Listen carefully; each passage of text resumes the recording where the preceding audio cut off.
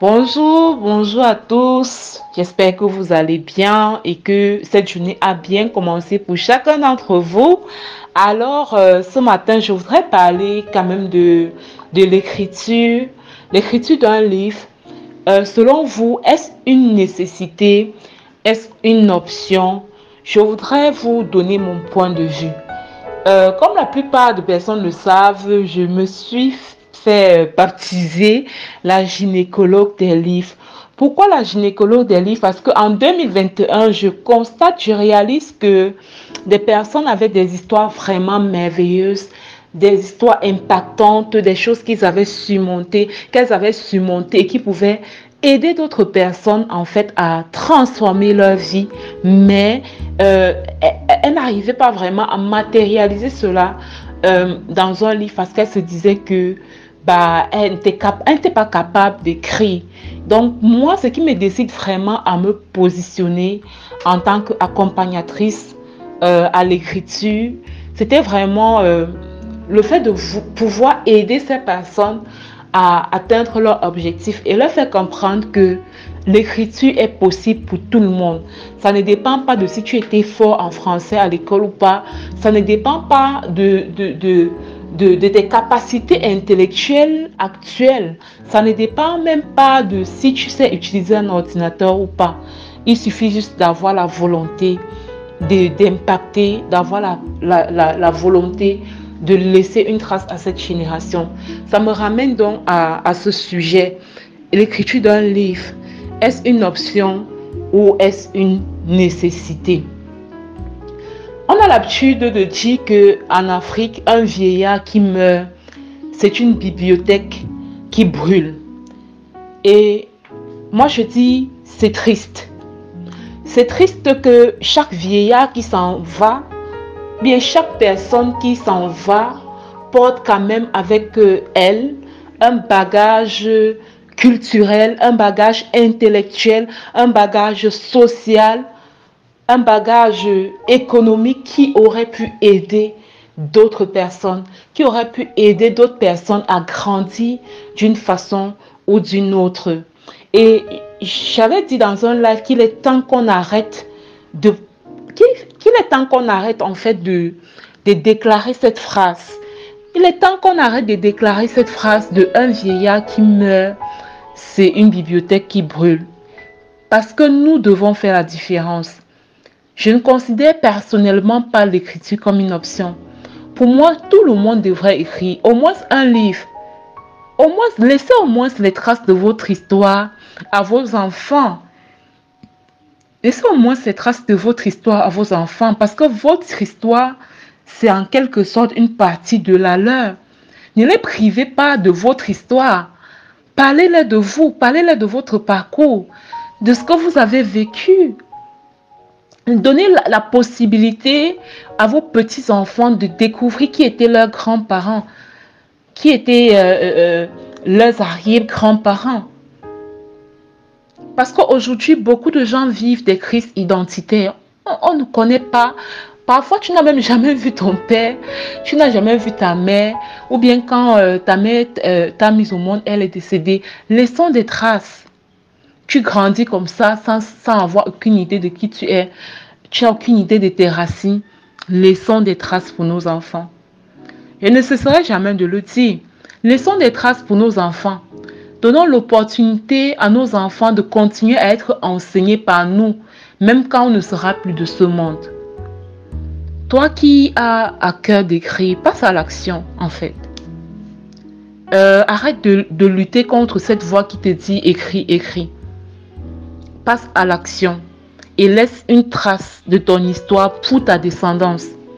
Maintenant, je vais parler aux assoiffés de l'impact comme moi. Moi, j'ai fait une publication ce matin où je me suis qualifiée, je me suis définie comme une assoiffée de l'impact. Moi, depuis le début, j'ai toujours aimé impacter la vie d'autres personnes. J'ai toujours aimé être un moteur ou une actrice de changement pour d'autres personnes. Et pour moi, les livres, c'est ce qui m'a vraiment permis de me positionner. C'est ce qui m'a permis de commencer à libérer le message que j'avais en moi.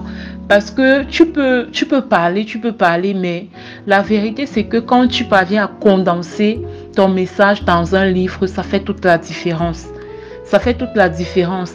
Il y a des endroits où ton message oral ne pourra peut-être jamais arriver, mais où ton livre va arriver. Aujourd'hui, on a des plateformes comme Amazon qui font que, étant n'importe où dans le monde entier, quelqu'un qui ne te connaît pas, qui n'a même pas la même race que toi, qui n'a pas la même couleur de peau que toi, peut acheter ton livre, le lire et être impacté, être transformé.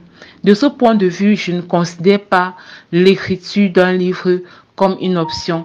Pour moi, c'est une nécessité. Chacun doit écrire. Maintenant, qu'est-ce qui empêche les gens de vraiment passer à l'action? Les excuses. Les gens ont tellement d'excuses.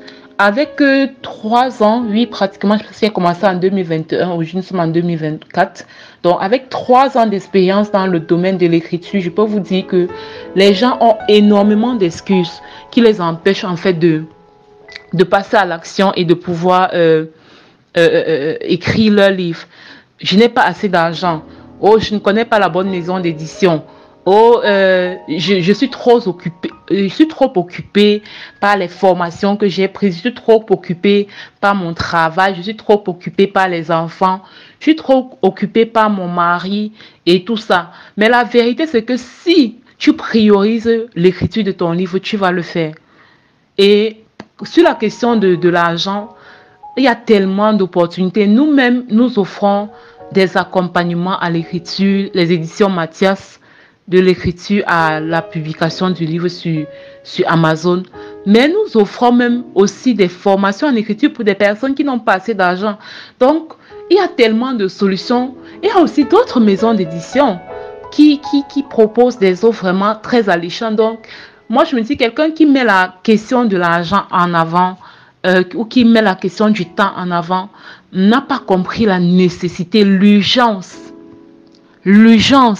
d'écrire. Ce n'est pas... j'aime souvent cette phrase de Maman Lina qui dit que un manguier, en fait, ne mange jamais ses propres fruits.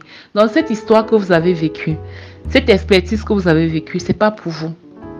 Ce n'est pas pour vous, c'est pour les autres. Alors, livrez cette histoire dans un livre, livrez cette expertise dans un livre et choisissez de devenir ainsi une source de bénédiction pour la multitude.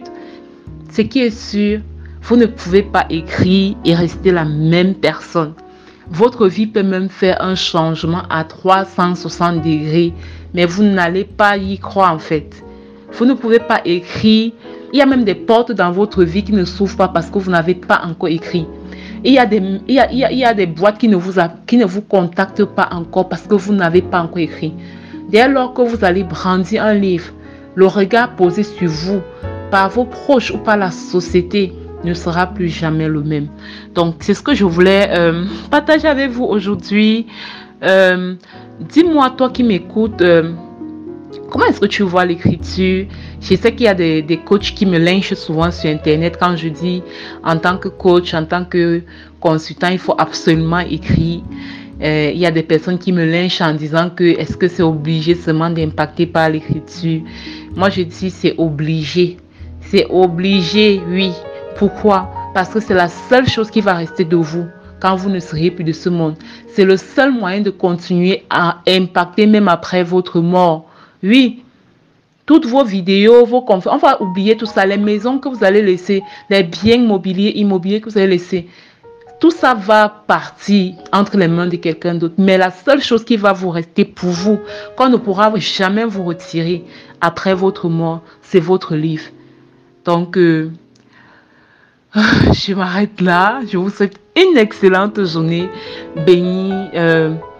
Que vraiment toutes les personnes qui ont les projets d'écriture puissent passer à l'action et devenir des moteurs de transformation pour la multitude. Amen.